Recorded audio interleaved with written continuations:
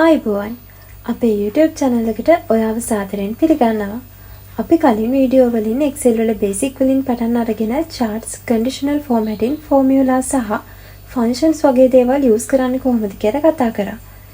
ඉතින් මම ඔයාලට ආරාධනා කරනවා ඔයා මේ වීඩියෝ බැලුවේ නැත්නම් අපේ Excel basic to advanced playlist එකට ගිහින් මේ වීඩියෝ set එක බලන්න කියලා.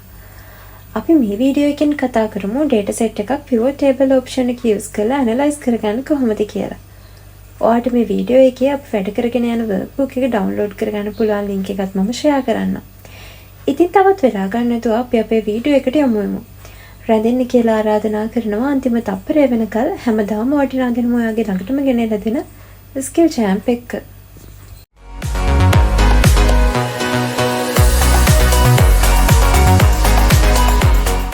අපි pivot table වලට යන්න කලින් හරියට data set එකක් prepare කරගමු. ඔයා pivot table එකක් insert කරන්න කලින් ඔයාගේ data set එක tabular format එකේද තියෙන්නේ කියලා තහවුරු කරගෙන ඉන්න. ඒ කියන්නේ ඔයාගේ data set එක columns and rows විදියට organize කරලා තියෙන්න ඕනේ. ඒ columns වල ඉහළින් ඒ වගේ headers තියෙන්නත් ඕනේ. ඊට පස්සේ rows විදියට ඔයාගේ data ඒ headers යටතේ enter කරලා තියෙන්නත් ඕනේ. ඊට පස්සේ මම ඔයාලට recommend කරනවා ඔයාගේ data set එකට table එකක් add කරගන්න කියලා. මේක optional. මේක අත්‍යවශ්‍ය දෙයක් නෙවෙයි. හැබැයි ඔයා පස්සේ data add කරන්න remove කරන්න plan කරන් ඉන්නවනම් pivot table එක refresh කරලා හරිය ලේසියෙන් ඒ වෙනස්කම් කරගන්න පුළුවන් pivot table වලටත්. දැන් table එකක් add කරගන්න මේ insert tab එකෙන් table කියලා option එක click කරන්න. එයා automatically ඔයාගේ data range එක අඳුන ගන්නවා. ඒ වගේම මගේ table headers මෙතන detect කරන් තියෙනවා. දැන් ඕකේ click කරමු. වැඩේ හරි. මේ තියෙන අපේ table එක. අපි දැන් pivot table එක හදාගන්න අවශ්‍ය වෙන හැම දෙයක්ම කරගෙන තියෙන්නේ. ඒ නිසා මම ආයෙත් insert tab එකට ගිහිල්ලා table option category එකට යනවා. ඔයාලට පේනවා මෙතන recommend pivot table කියලා option එකක් තියෙනවා. මේ option එකෙන් Excel software එක ඔයාගේ table එක observe කරලා දෙන්න පුළුවන් options කිහිපයක්ම suggest කරනවා. ඔයාලට කැමති නම් මේ design එකක් select කරලා okay කරගෙන sheet එකකට add කරගන්නත් පුළුවන්. ඉතින් මම මේ option එක click කරලා අලුත් pivot table එකක් add කරගන්නවා. ඉතින් මෙතනදී එයා මගේ range එක auto detect කරගෙන තියෙනවා. මගේ pivot table එක අලුත් worksheet එකක add කරගන්න ඕන හින්දා මම මෙතන existing worksheet නොදී new worksheet කියන එක තියෙන්න ඇරලා මෙන්න මෙතන මේ විදිහට okay කරගන්නවා. අපිට අලුත් worksheet එකක් හම්බෙලා තියෙනවා. ඒකේ දකුණු පැත්ත බැලුවාම අලුතින් pivot table fields කියලා area එකක් තියෙනවා. වම් අත පැත්තේ pivot table කියලා තියෙන area එකක් ඔයාලට පේනවා ඇති. අපිට මෙතන ඉඳන් අපේ pivot table එක build කරන්න පටන් ගන්න පුළුවන්. මම මේ pivot table එක නැතුව වෙන තැනක තියෙන cell එකක් click කරාම මෙන්න මේ විදිහට අපේ pivot table field pane එක disappear වෙලා යනවා. අපිට ආයේ ඒක ගන්න ඕන නම් pivot table එක select කරලා මෙන්න මේ විදිහට ආපහු ඒක ගන්න පුළුවන්.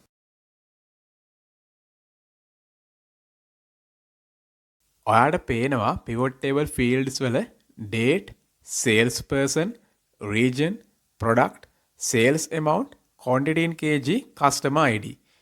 මේ fields කෙලින්ම අපේ අනුරූප වෙනවා අපේ table එකේ තිබ්බ column headers වලට. තවත් විශේෂ දෙයක් තමයි අපේ table එකේ month කියලා column එකක් තිබුණ නැහැ. හැබැයි මෙතන මේ fields වල month කියලා එකකුත් පේනවා. මේකේ අපේ table එකේ තියෙන dates month wise group වෙලා තියෙනවා. ඉතින් මම කැමතියි දැනගන්න අපේ Champ Species company එකේ වැඩිපුරම sales කරපු කෙනා කවුද කියලා. ඉතින් pivot table පාවිච්චි කරලා මේක ඉතාලම ලේසියෙන් ගන්න පුළුවන්. field list එකේ තියෙන sales person field එක select කරලා drag කරන් එනවා මම පල්ලෙහාට. ඊළඟට මම මේක ඇදලා දානවා මේ පල්ලෙහා තියෙන rows කියන area එකට. ඔයාලට පේනවා මෙන්න මෙතන අපේ row set එකක් sales person ලගේ name list එකෙන් fill වුණා. දැන් මට දැනගන්න ඕනේ වැඩිම revenue එකක් ගන්න කවුද කියලා. ඉතින් මම ඒකට calculation එකක් කරන්න අවශ්‍යයි. ඉතින් ඔයාට ඕනම දෙයක් calculate කරගන්න අවශ්‍ය නම් මේ pivot table වලින් ඔයාගේ field එක drag කරලා මෙන්න මේ values කියන area එකට මෙන්න මේ විදිහට drop කරන්න. ඊට පස්සේ මම මේ pivot table එකේ මේ sales amount column එක උඩ right click කරාම එන මේ context menu එකෙන් sort largest to smallest කියන එක දෙනවා. පේන විදිහට අකිලගේ තමයි sales වැඩිම. ඉතින් මට මෙතන sales sum එකට අමතරව ඔයාට මෙතින් right click කරාම එන context menu එකකින් summarize values by යටතේ count, average, max, min වගේ options ගොඩාක් හම්බ වෙනවා. ඉතින් මං එයාලගේ average sales බලන්න මෙන්න මේ average option එක දෙනවා. බලන්න හැමෝගෙම sales වල ලොකු වෙනසක් වෙලා නැහැ නේද? එක මට්ටමේ තමයි තියෙන්නේ.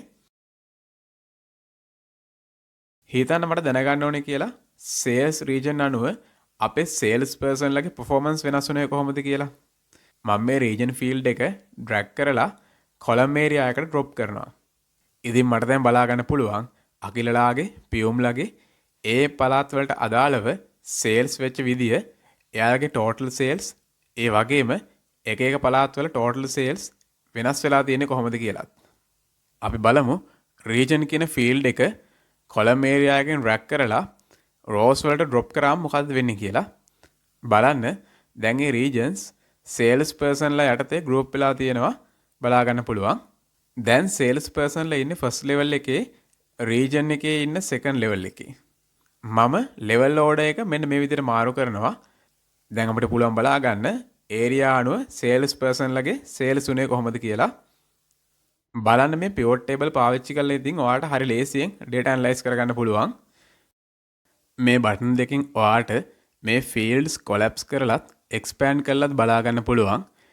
ඉතින් මම product අනුව sales හොයාගන්න මෙන්න මේ product කියන field එක column area එකට drop කරනවා. බලන්න දැන් මට product wise sales බලා ගන්න පුළුවන් එක එක region වලට අදාළව. ඊට පස්සේ මේ expand field button එක click කරලා බලා ගන්න පුළුවන් ඒ product වලට region වලට අදාළව sales person ලගේ sales කොහොමද උනේ කියලා. හැබැයි මේක expand කරාම මගේ table එක ටිකක් විශාල වෙනවා. ඒ වගේම පොඩ්ඩක් data බලා ගන්න අපහැදිලිකමකුත් තියෙනවා. ඉතින් මම ඒ නිසා මොකද කරන්නේ? මම මේ product එක filters area එකට දානවා. sales person ලව columns වලට දානවා. දැන් බලන්න මට කලින්ට වඩා easily analyze කරන්න පුළුවන්. ඔයාලට කැමති නම් මේ sales amount වෙනුවට quantity wise sales බලා ගන්නත් පුළුවන්. මෙන්න මේ විදිහට sales amount එළියට දාලා quantity in kg values වලට drop කරගෙන. මම අන්තිමට මේ month field එකත් add කරගන්නවා. දැන් මට monthly product wise region wise එක එක sales person ලගේ sales වෙච්ච විදිය බලා ගන්න පුළුවන්කම තියෙනවා. බලන්න ඉතින් මෙච්චර data ගොඩක් මේ වගේ පුංචි screen එකකින් superiorටම analyze කරගන්න පුළුවන් මේ pivot table පාවිච්චි කරලා. ඉතින් මේ pivot table කොච්චර powerfulද, ඒවා master කරන කවට කොච්චර වාසිද කියන එක දැන් ඔයාලට තේරෙනවා ඇති. ඉතින් අනිවාර්යයෙන්ම video description එකට ගිහිල්ලා මේ workbook එක download කරලා ඔයත් මේ options අදම practice කරලා බලන්න. ඉතින් අප්‍රේල් මාසේ කුරුදු වැඩිපුරම sales වෙලා තියෙන්නේ උතුරු පළාතේ කියලා මෙන්න මේ විදිහට ඔයාලට බලා ගන්න පුළුවන්.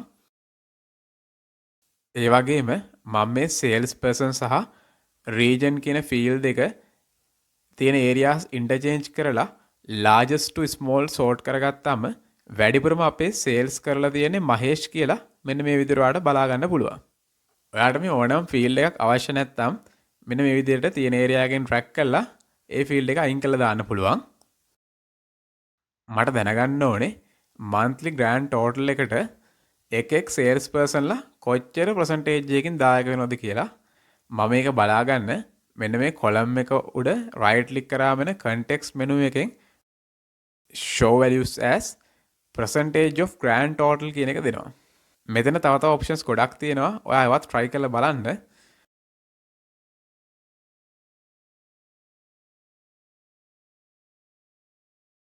මම දැන් quantity in kg අයින් කරලා ආපහු sales amount කියන එක add කරගන්නවා. අපි මෙතන කතා කරන්නේ මුදල් ගැනනේ. ඒ නිසා අපි මේක currency format එකකට හරි accounting format එකකට හරි update කරගමු. ඒකට ඔයාලා කරන්න තියෙන්නේ මෙතන තියෙන මේ පොඩි arrow එකෙන් value field settings click කරලා එන dialog box එකෙන් කැමති number format එකක් දෙන එකයි. ඔයාලට pivot table එකට අලුතෙන් data add කරගන්න ඔයාගේ reference එක වෙච්ච table එකට data මෙන්න මේ විදිහට add කරලා analyze tab එකේ තියෙන refresh button එක click කරන්න.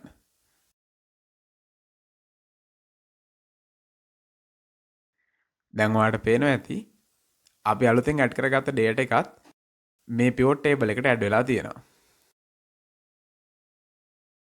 මේ design tab එකේ තියෙනවා pivot table styles, ඒ වගේම band rows, band column වගේ options. මේවා පාවිච්චි කරලා ඔයාගේ table එක ඔයාට කැමති විදියට ලස්සනට හදාගන්න පුළුවන්. හිතන්න ඔයාට මේ pivot table පාවිච්චි කරන්න වෙනවා ගොඩක් ලොකු data set එකකට. මම මේ fields මෙන්න මේ විදියට drag කර කර අවශ්‍ය විදියට add remove කරගන්නකොට අපේ table එක auto adjust වෙනවා මතකයිනේ ඔයාට. හැබැයි මේ වගේ ලොකු data set එකක් එක්ක වැඩ කරනකොට ඔයාගේ PC එක slow වුණොත් මෙන්න මෙතන මේ තියෙන defer layout update check box එක click කරලා auto update වෙනුවට step by step manually update කරන්න.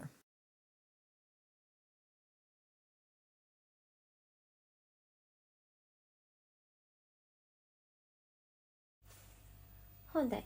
මං හිතනවා pivot table ගැන ගොඩක් දේවල් අද ඔයාලා ඉගෙන ගන්න ඇති කියලා. Excel ගැන pivot table ගැන ගැටලු තියෙනවා නම් කමෙන්ට් එකක් දාගෙන යන්න.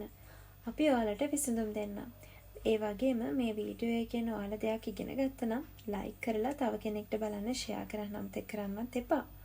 තවත් මේ වගේ වටින දේවල් ඉගෙන ගන්න subscribe කරන්න අපේ skill champ.